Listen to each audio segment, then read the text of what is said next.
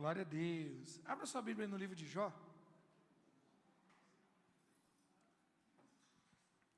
Livro de Jó, capítulo 2. Vamos seguir na nossa pegada aqui dos estudos de Jó. E dentro do tema, que nós estamos estudando nas quartas-feiras, que diz respeito a enfrentar a luta, a dor, o sofrimento com fé e esperança. Esse é o tema maior que a gente está destacando no livro de Jó. Hoje nós vamos, não somente hoje, mas acho que vai ser umas 3, 4 quartas-feiras, a gente vai destacar a questão das palavras, enfrentando a dificuldade, a luta, a tribulação, com palavras de bênção. Pregamos um pouco sobre isso no domingo, na conversa de Paulo e Silas, e vamos continuar nas próximas quartas-feiras aqui com o texto de Jó. Jó capítulo 2, eu vou ler aqui do versículo 1 até o 10, mas a gente vai se concentrar apenas nos versículos 9 e 10.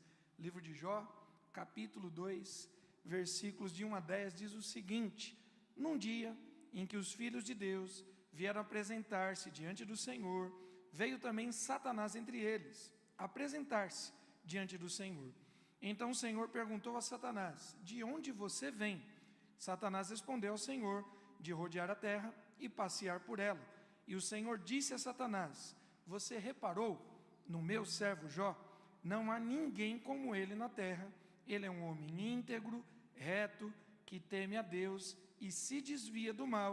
Ele ainda conserva a sua integridade, embora você me incitasse contra ele, para destruí-lo sem motivo.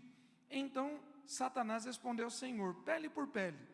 Um homem é capaz de dar tudo o que tem pela sua vida. Estende a tua mão e toca nos ossos e na carne dele, para ver se ele não blasfema contra ti na tua face. Então o Senhor disse a Satanás: você pode fazer com ele o que quiser, mas poupe-lhe a vida. Então Satanás saiu da presença do Senhor e feriu Jó com tumores malignos, desde a planta do pé até o alto da cabeça. Jó, sentado em cinza, pegou um caco de barro para com ele raspar as feridas. Então a mulher dele disse: você ainda conserva a sua integridade? Amaldiçoa a Deus? Amaldiçoa a Deus? Mas Jó respondeu: você fala como uma doida. Temos recebido de Deus o bem, por que não receberíamos também o mal? Em tudo isso, Jó não pecou com os seus lábios. Podemos todos repetir essa última frase? Em tudo isso, Jó não pecou com os seus lábios. Que história impressionante.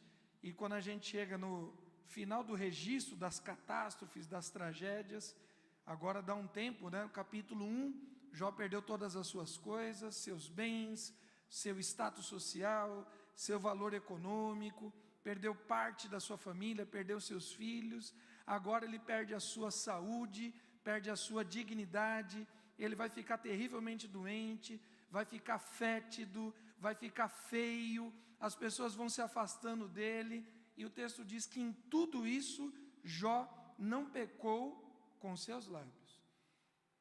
Quando a gente chega nessa fase final, da descrição de toda a luta, toda a dor, todo o sofrimento, toda a tragédia de Jó, a gente tem um pequeno diálogo. Até agora era Deus conversando com Satanás, agora nós temos um diálogo. A mulher de Jó procura ele por uma conversa. No momento de muita dor, no momento de muita sofrimento, de muita tristeza, a mulher chega para ele. Não sabemos se a mulher já tinha chegado antes, o texto não se preocupou em registrar isso, mas nesse momento ela chega propositalmente para propor uma conversa. De um lado, nós temos Jó numa postura bem resiliente, nós temos Jó numa postura até reverente, porque Deus diz que ele conservou a sua integridade entre a tragédia do capítulo 1 e a tragédia do capítulo 2. Jó mantém resiliência, mantém reverência, mantém algum nível de devoção a Deus, fica claro que ele é devoto a Deus, porque a mulher vai dizer assim: amaldiçoa a Deus. De alguma forma, diante de tudo aquilo que estava passando, Jó continuava sendo devoto. Ele devia estar fazendo suas orações, ele devia estar fazendo seus sacrifícios periódicos, ele mantém sua devoção, ele mantém a sua paz, e de novo, em meio à dor, em meio ao luto, em meio à tragédia, ele mantém a sua paz, a sua paciência, a sua fé.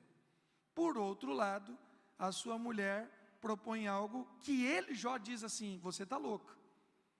Quando a gente percebe o nível de conversa e a disposição de cada um, fica muito claro aquele dito popular que declara que a boca fala. Em Mateus capítulo 12, quando Jesus compara diante dos seus ouvintes o que as pessoas têm, João capítulo 12, versículo 33 e 34, Jesus vai dizer assim, que a árvore boa, ela gera bons frutos. Em contrapartida, a árvore má, ela gera frutos maus, ruins. Porque pelo fruto se conhece a árvore. E ele vai dizer assim: raça de víboras, como vocês podem falar coisas boas, sendo maus? A boca fala do que o coração está cheio. Jó estava cheio de dores, de angústias e amarguras no seu corpo, mas o seu coração ainda tinha fé, tinha esperança.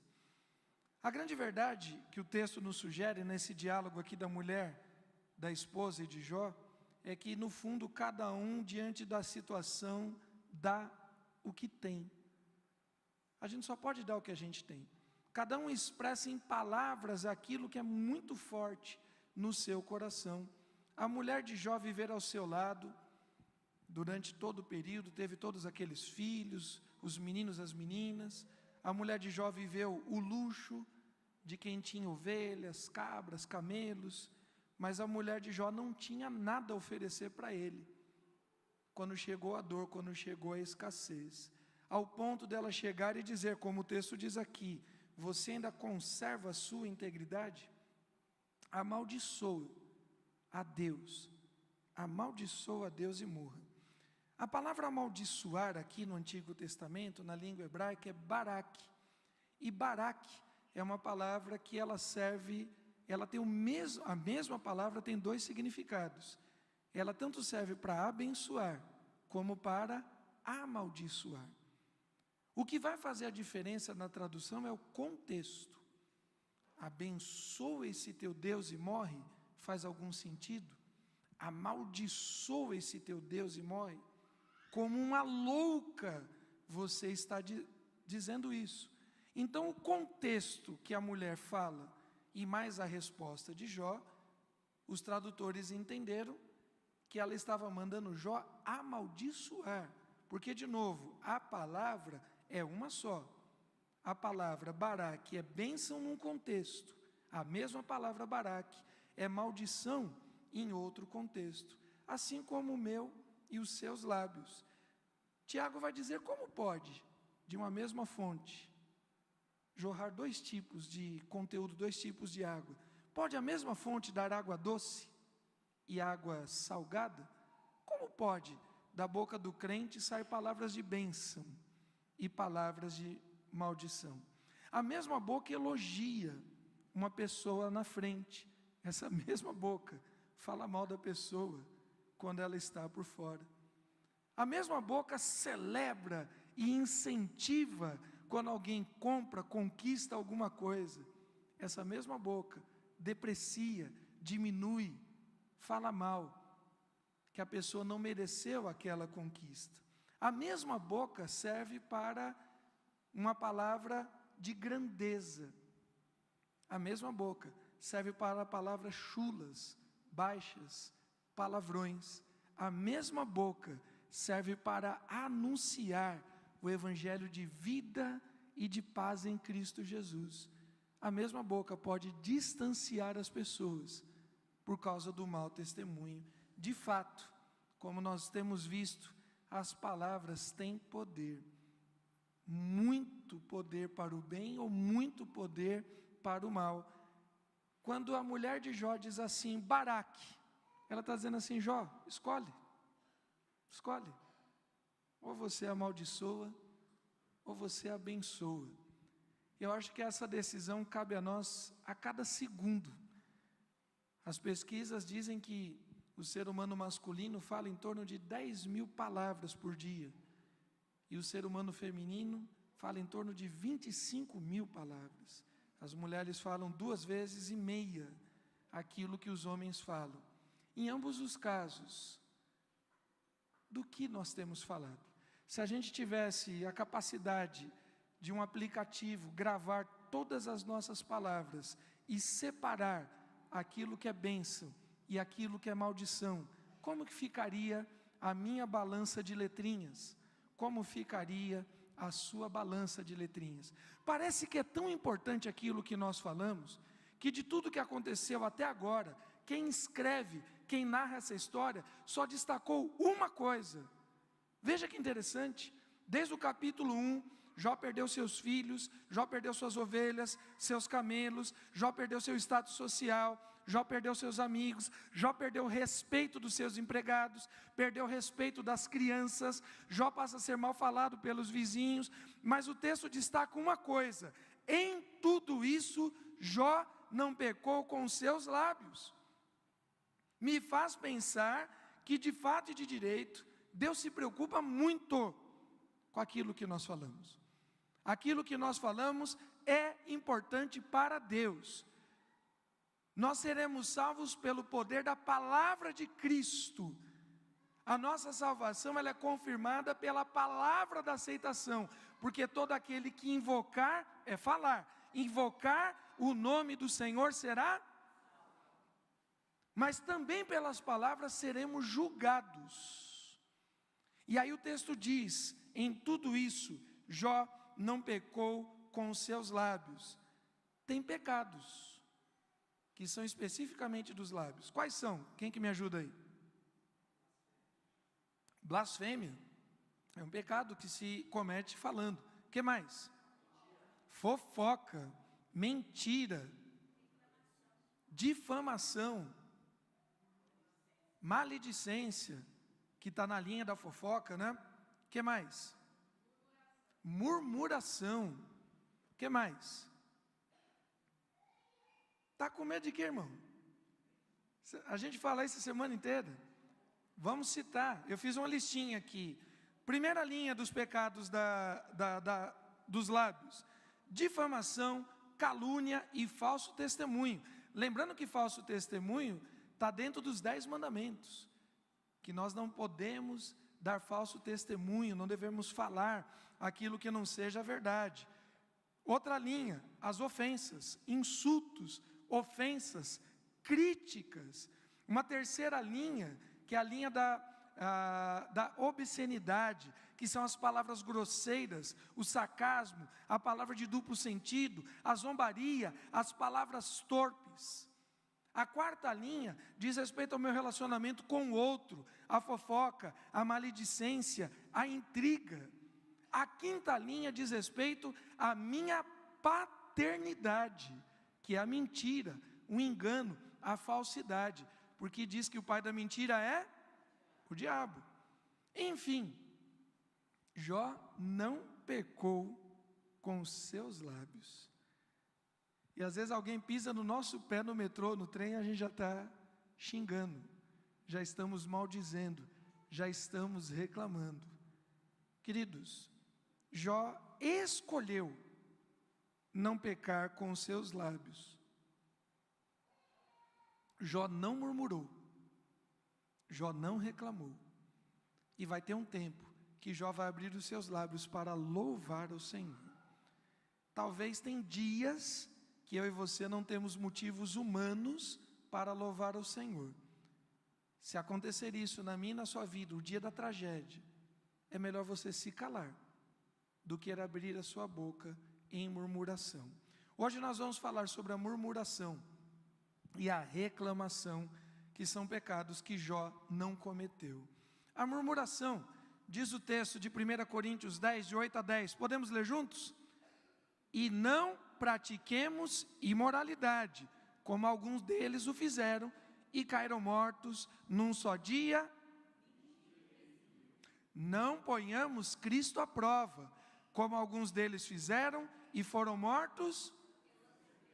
Não fiquem murmurando, como alguns deles murmuraram e foram destruídos pelo exterminador. Há pecados que são cometidos especificamente com a língua. Fizemos aqui uma série, uma relação, e merecem a nossa atenção, merecem a nossa reação. E querido, não dá para dizer assim, mas foi o outro que entendeu errado. A gente vê isso toda semana no universo político, né? Presidente, governador, ministro, fala besteira, aí cai no meio popular, não foi bem isso que eu quis dizer. Nós somos responsáveis pelo que nós falamos, e nós somos responsáveis pelo que os outros entendem. E o que nós falamos, eu e você precisamos dar uma resposta. Nós estamos falando, está gerando vida ou morte? Está gerando vida em nós e no outro? Está gerando vida naqueles que participam do nosso ciclo, da nossa família, da nossa igreja? Está gerando vida ou morte? Aquilo que nós falamos traz ânimo ou desânimo às pessoas? Aquilo que nós falamos tem fortalecido ou tem derrubado as pessoas ao nosso redor?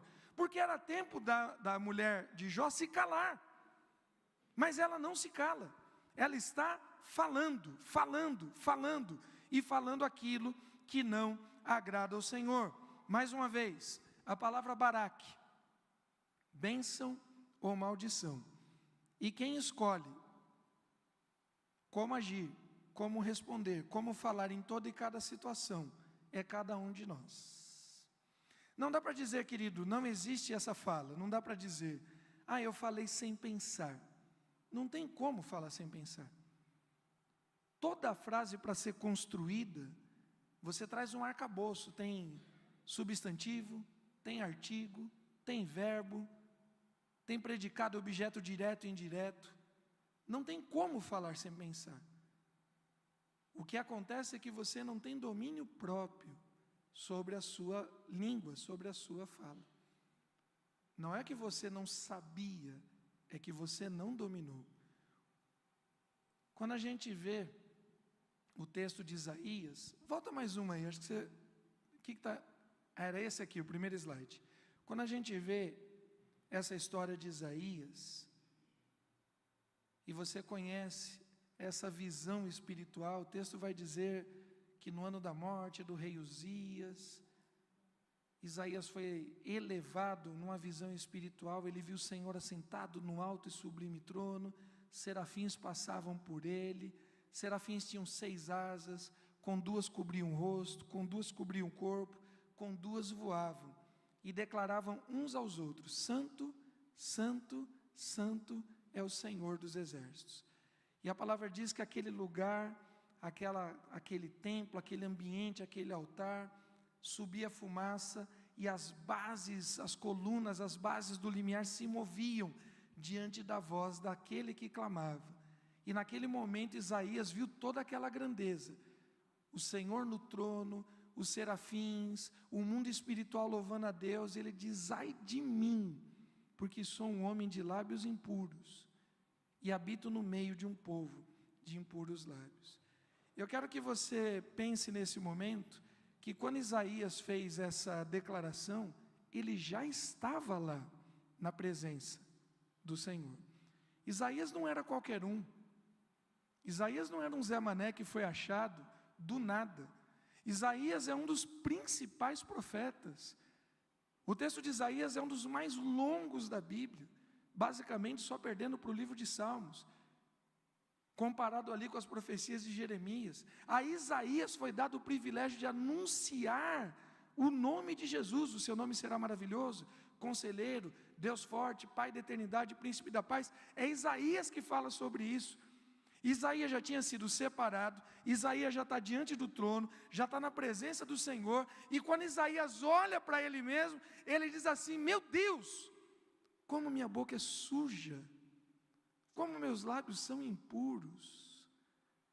Querido, se Isaías admite isso, o que dirá de mim e de você? Que somos meros comedores de arroz com feijão e farinha? Será que nós não precisamos admitir que a nossa boca também tem sido suja? Que a nossa boca não tem sido limpa o suficiente?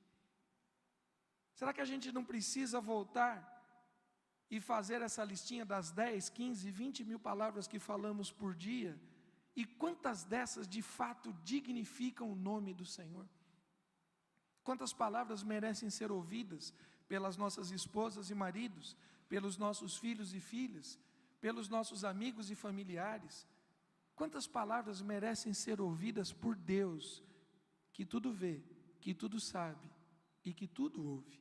O Senhor ouve todas as coisas. Tiago vai dizer em Tiago capítulo 3, versículo de 2 a 4. Põe aí para a gente ler. Porque todos tropeçam em muitas coisas. Se alguém não tropeça no falar, é um indivíduo perfeito, capaz de refrear. Consegue pôr para a gente, Yasmin? Tiago 3, de 2 a 4. Porque todos tropeçamos em muitas coisas. Se alguém não tropeça no falar, é um indivíduo perfeito, capaz de refrear também todo o corpo. E Tiago continua: ora, se colocamos um freio na boca de cavalos, para que obedeçam, também lhes dirigimos o corpo inteiro. Observe, igualmente os navios, que sendo tão grandes, impelidos por fortes ventos, são dirigidos por um pequeníssimo leme, e levados para onde o piloto quer. Tiago, de maneira incisiva, nos aponta um dos principais problemas do ser humano, a língua. Em outro texto que a gente vai ver na semana seguinte, Tiago vai dizer que a língua, ela é incendiada pelo inferno. E tem muita gente dentro da igreja, que em vários momentos tem sido boca do inimigo. Nas reuniões, nos ensaios, nos cultos, nos momentos que deveria estar louvando a Deus, falando coisas que não deve. Deixa parado lá no primeiro. Falando coisas que não deve.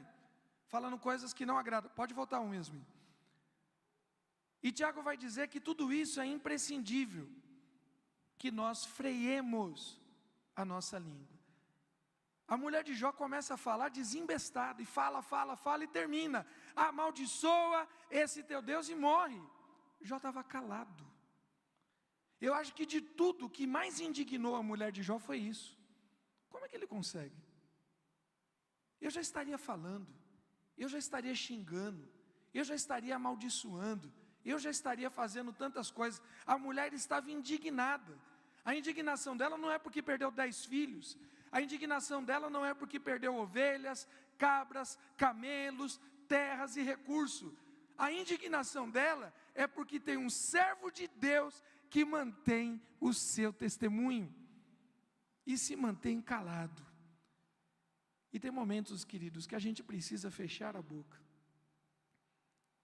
Se nós não temos palavras que dignifiquem, é melhor que nós nos calemos. Tiago vai dizer que a pessoa perfeita é aquela que controla, não é a que vai no monte, não é a que faz jejum, não é a que ora de manhã, de tarde e de noite, não é a que sabe a Bíblia de cor e salteado, é aquela que fica calada. Tem momentos que a gente tem que fechar a boca. Eu imagino que Jó está calado diante das pessoas, mas Jó está com seu coração diante de Deus, porque o texto diz que ele não pecou. Nós precisamos controlar a nossa língua. Se você não consegue, irmão, pede para Deus. Se nem o Espírito Santo consegue controlar a sua língua, corta ela em nome de Jesus. Pega uma faca, pega uma tesoura e resolve isso aí. Mas para de falar mal da vida dos outros. Para de falar palavras chulas. Para de falar aquilo que não convém. Para de fazer fofoca. Para de falar piada de duplo sentido. Para com isso. Porque isso não convém a santos. A mulher de Jó estava indignada. Não com as coisas que ela perdeu, mas porque ela não ecoou na sua fala maligna. A fala maligna era só dela, porque entra no ouvido de Jó e sai pelo outro, não para nem na sua mente e nem desce ao seu coração. Isaías precisou ser limpo da sua iniquidade. Ao que parece, Jó já estava purificado. E eu vou dizer de novo, querido, se Isaías, que foi um profeta que já estava na presença de Deus, lá no mundo espiritual, ele admitiu que a sua boca era suja. Em que momento eu e você vamos admitir que nós não temos guardado os nossos lábios da mentira, da impureza e de tomar o nome de Deus em vão? Nós precisamos reagir. A nossa língua, ela tem matado pessoas tantas vezes com aquilo que nós falamos.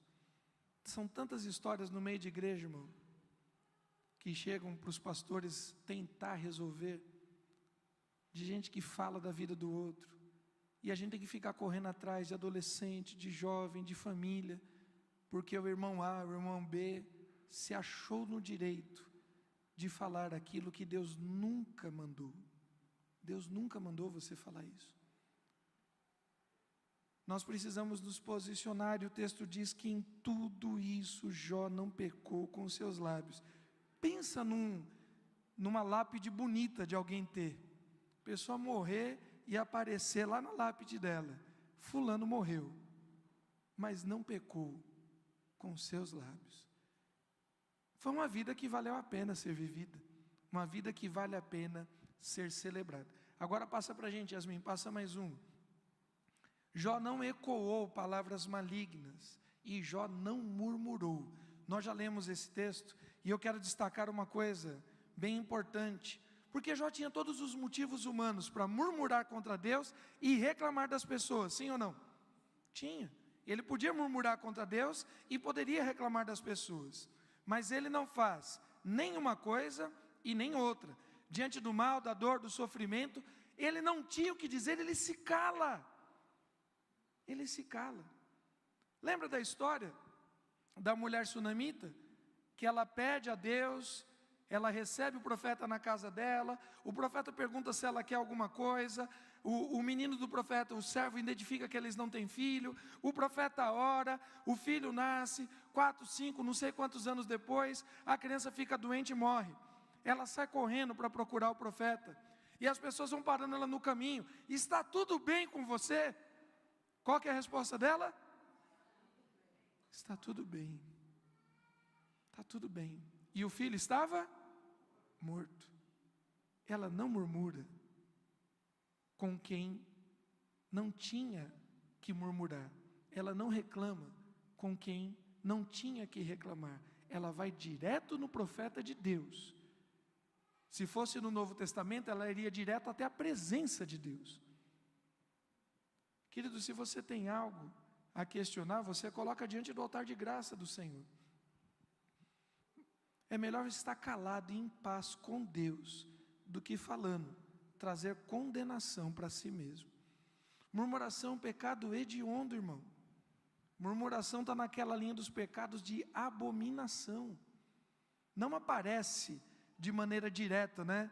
O murmurador é abominável diante de Deus, como em outros pecados. Mas quando a gente vê o contexto, inclusive aqui no Novo Testamento, Paulo olhando para trás e dizendo que pessoas morreram por causa da murmuração, fica claro que murmuração é um pecado abominável diante de Deus.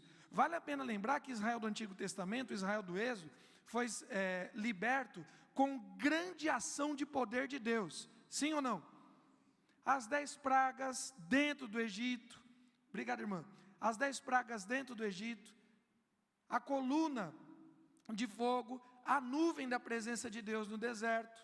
O maná que cai do céu, que alimenta o povo. As águas amargas que ficam doces. As águas que saíram da rocha. As vitórias militares. Deus fez de tudo. E aquele povo não entrou na terra prometida.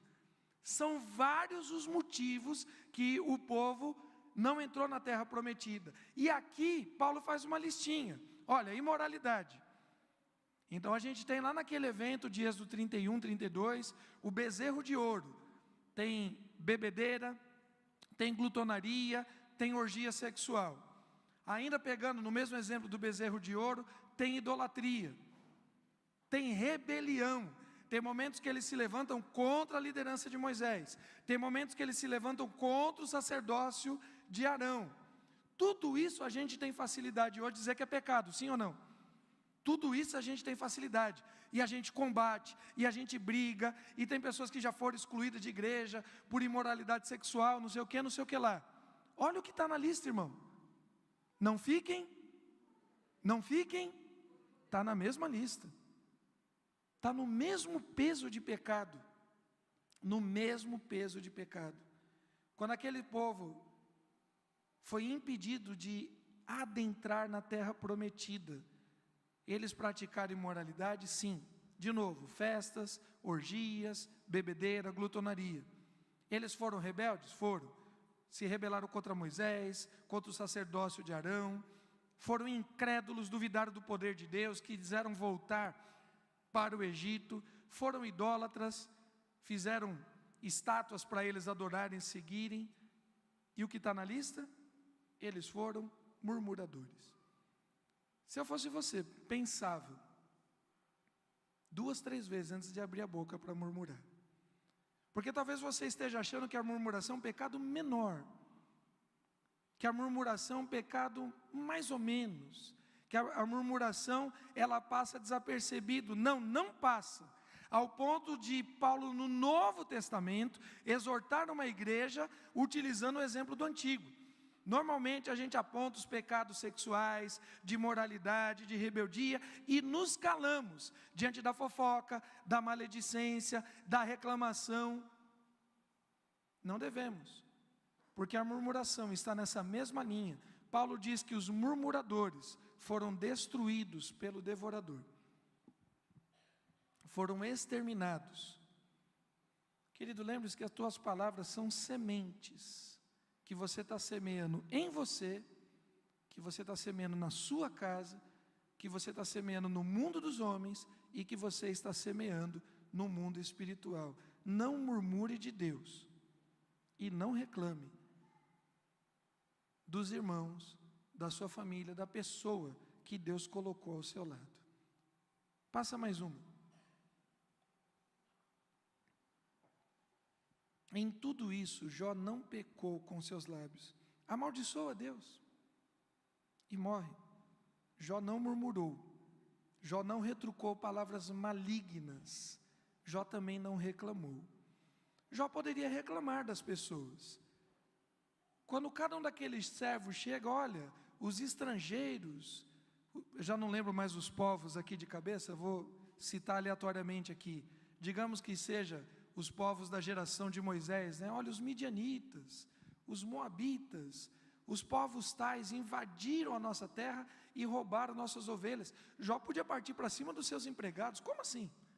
Como assim vocês não cuidaram? Como assim vocês não se precaveram? Como assim vocês não montaram vigilância? Como assim vocês não mandaram guarda? A culpa é de vocês. Se eu tivesse lá, não tinha acontecido isso, porque eu estaria atento, porque eu teria tomado vigilância. Jó não fez isso. Jó não reclama. Veio o vento e derrubou a casa e morreu os filhos. Quem construiu essa casa?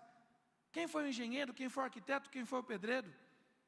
Jó não parte para reclamar. Por que os filhos estavam lá? Por que não estavam trabalhando? Por que não estavam fazendo outra coisa? Por que só viviam de balada, de festa, disso, daquilo? E eu, como pai, tenho que ficar me preocupando com eles? Jó não murmurou contra Deus, mas Jó também não reclamou das pessoas. O que diz o texto de Efésios 4, 26? Podemos ler juntos? Fiquem irados e não pequem. Não deixem que o sol se ponha sobre a ira de vocês. Me ajudem. Nem deem lugar ao diabo. Não saia da boca de vocês nenhuma palavra suja, mas unicamente a que for boa para edificação, conforme a necessidade, e assim transmita graça aos que ouvem. Olha que sequência que Paulo faz. Não deem lugar ao diabo. E na sequência, não sai da boca de vocês palavras chulas, palavras sujas, palavras que não edifiquem, palavras que não sejam resposta a uma necessidade, palavras que não tragam graça. Olha que sequência: não deem lugar ao diabo, e não saiam da boca de vocês. O que é dar lugar ao diabo, afinal de contas? É colocar o diabo no primeiro banco do seu carro, ali como passageiro? Esse lugar é do diabo. É guardar um lugar no sofá, na televisão, para o diabo? É guardar uma cadeira, a mesa da família, para o diabo? É fazer uma procuração num cartório e dizer assim: a partir de agora, o diabo está autorizado a me representar assim, assim, assado? É isso que dá lugar ao diabo? Segundo esse texto, uma das coisas que dá lugar ao diabo é a nossa boca suja, é a nossa boca que fala coisas que não agradam, não edificam, é a nossa boca que fala coisa quando não tem necessidade alguma de falar, é a nossa boca que não traz graça ao ouvido de ninguém. Sabe quando você dá lugar ao diabo? Quando você começa a falar mal de coisas e de pessoas dentro da sua casa. Aí o diabo puxa a cadeira e senta mesmo na mesa. Fala mais, que o papo está bom. A palavra de Deus vai dizer que Deus habita no meio. O que são louvores? O que são louvores? Palavras de elogio. Se Deus habita no meio de um conjunto de palavras, tem um outro conjunto de palavras que convida o diabo a sentar na nossa mesa. Quando falamos entre nós com salmos, hinos e cânticos espirituais, quem toma assento na nossa casa é o Deus Criador dos céus e da terra. Quando nós abrimos a nossa boca para falar das pessoas, Deus levanta da cadeira, e quem senta nela é o diabo. Eu, se fosse você, começava a ficar mais atento com aquilo que você fala dentro da sua casa, dentro do seu casamento, com seu filho e com a sua filha, na roda de conversa. Dar lugar a palavras sujas, palavras que não edificam, palavras que não são necessárias, é o combo completo: difamação, calúnia, maledicência, baixaria, é o combo completo. Tem um personagem das antigas aqui, quem que lembra do Hard? Aí os irmãos já, pode anunciar a idade, irmão, não tem problema não, né? O Hard era um personagem, uma hiena que reclamava de tudo, e tinha esse jargão aqui: ó céus, ó vida, ó azar. Então tudo que acontecia ele só reclamava, só reclamava. Tem irmão dentro dessa igreja que é desse jeito. Os irmãos não sabem, mas nessa construção eu fiz umas saídas ocultas, para quando ver alguns irmãos no corredor, eu apertar um botão e eu sumir. Porque não dá, não dá para aguentar. A pessoa só reclama. E se você soubesse metade do que acontece na vida do teu irmão, você estaria dando glória a Deus. Porque tem tanta gente passando por coisa muito pior. E você está reclamando de barriga cheia, e algumas barrigas grandes inclusive. Querido, você precisa reagir a isso em nome de Jesus. Não deem lugar ao diabo. E a mulher de Jó está indignada: fala alguma coisa. Perdemos dinheiro, perdemos recurso, perdemos status, perdemos tudo, perdemos nossos filhos, fala alguma coisa. Jó não murmura, Jó não reclama. Jó talvez chorasse diante de Deus. Tem um cântico que vai dizer que há momentos que na vida pensamos em olhar atrás. É preciso para poder continuar. O que a gente faz? Clamamos no nome de Jesus. A gente não vai reclamar, a gente não vai murmurar, não vai reclamar com quem não resolve, não vai murmurar daquele que resolve. Nós vamos apresentar as nossas queixas, os nossos medos, as nossas aflições e as nossas dores diante do Rei dos Reis e do Senhor dos Senhores. A palavra de Deus vai dizer em Mateus capítulo 10 que nenhum pardalzinho cai, morre do seu voo sem o consentimento de Deus. Se você crê que todas as coisas estão nas mãos do Senhor, que Deus está no controle, então tem um problema de reclamar dos outros. Porque se Deus é que está no controle, se Deus é que faz as coisas do jeito dele, no tempo dele, há um tempo determinado para todas as coisas, sim ou não? E ainda diz que a vontade de Deus é boa, perfeita e agradável. Se eu estou reclamando de alguém, de alguma coisa que está acontecendo comigo, em última instância eu estou reclamando de quem? Eu estou reclamando de quem? Olha isso no texto bíblico. Yasmin, põe por gentileza aí para a gente, o texto de, cadê? Êxodo, capítulo 16, a partir do versículo 8. Êxodo 16, 8. Paulo vai dizer que em Romanos capítulo 13, que toda autoridade foi concedida por Deus. Até para falar a verdade dos nossos governantes corruptos, a gente precisa ter cuidado. Você não pode usar palavras chulas para falar do teu governador, do teu presidente, do teu ministro. Você pode criticar que ele é incompetente, que ele é corrupto, que ele tem agido de maneira leviana, tal. Mas cuidado, cuidado, quando você fala mal de uma autoridade.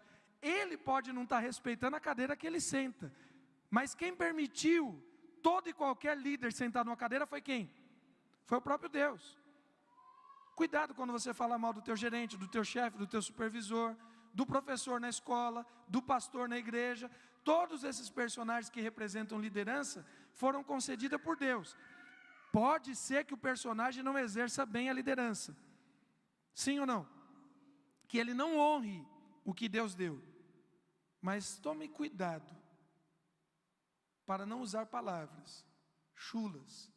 Moisés continuou: isso acontecerá quando o Senhor à tarde lhes der carne para comer. O povo partiu para cima de Moisés, reclamando porque não tinham carne, porque no Egito não faltava carne, porque nas panelas do Egito nós éramos satisfeitos.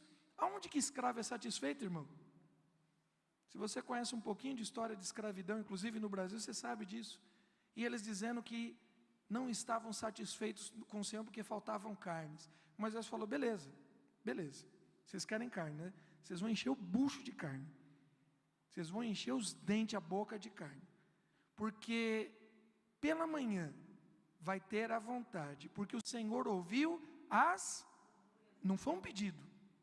Não foi um pedido. Eles poderiam pedir carne a Deus? Sim ou não? Poderiam.